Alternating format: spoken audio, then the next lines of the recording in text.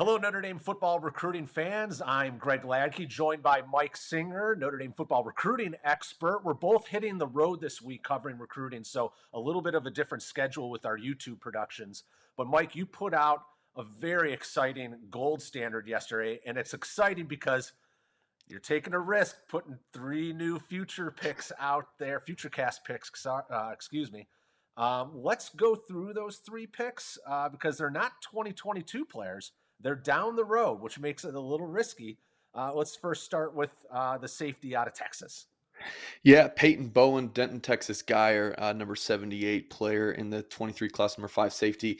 I mean, look, I the FutureCast picks are really exciting. The fans love them. I don't like being wrong, and I don't like changing my picks. If I put one in, I want it to kind of be done, but I also don't like putting them in and then kind of spoiling an announcement. If a kid's got a commitment date and then you put in a pick, it's like, okay, like it's kind of obvious, where that kid might be going. Hmm. So if I'm going to put in picks like this, I like to kind of have it as a projection that I feel pretty darn good about. And with Peyton Bowen, he recently got offers at the end of October from Oregon and Alabama. And then you got schools like Texas and Oklahoma pushing for him. So, it's not an easy prediction to put in, but he visited Notre Dame back in June. He visited again in October. And he loves Notre Dame. I think the fit there for him is fantastic. He has a great relationship with defensive coordinator Marcus Freeman, safeties coach Chris O'Leary, and defensive director of recruiting Chad Bowden. I mean, Notre Dame, if they're able to pull off this win and get Peyton Bowen, huge addition to the 2023 class. Will it happen, though? Obviously, we're going to have to see. I just don't foresee Bowen stretching this recruitment out into spring, summer official visits of next year. And if he does decide, let's say by the end of the calendar year or sometime in January, I like Notre Dame right now. Your next future cast pick was for Peyton Woodyard, who's a 2024 prospect. He certainly looked really happy in his the photos we took of him around Notre Dame Stadium for a recent visit. But man, 2024, Mike. I know. And we'll have it. We'll talk about another 2024 guy here in a second. But look, when you put in these kind of early picks, they're for kids who just fit Notre Dame in the culture in South Bend on campus, and Peyton Woodyard's certainly it. 4-star safety out of St. John Bosco in Southern California, powerhouse school that Notre Dame would love to build a pipeline at, and he's got 20 offers right now, Alabama and so many other big time programs, but certainly doesn't hurt that he's like a distant relative of Kyle Hamilton, and that connection's absolutely huge. Like this kid idolizes Hamilton. He visited over the summer. He visited for, I believe, the USC game. A couple of great visits. It's early, but indications are that the Fighting Irish are in really good position. So went ahead and put in that early future cast. So we have a future cast for a prospect in the Central Time Zone, one for the West Coast, Western Time Zone.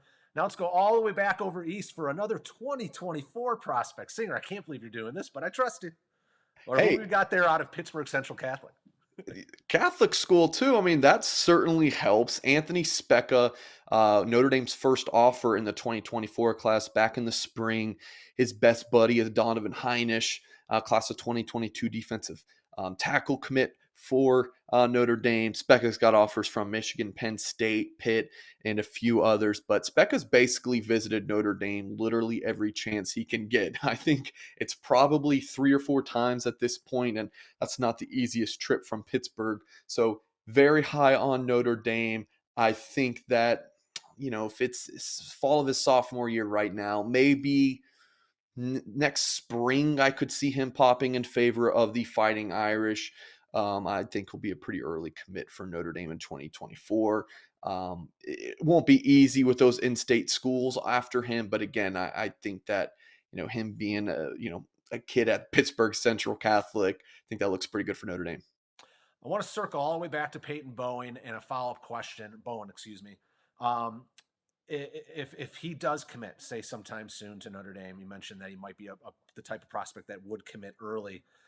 How does their safety board look for 2023? Caleb Downs has been a big name that's been on campus. Is Notre Dame planning on taking two?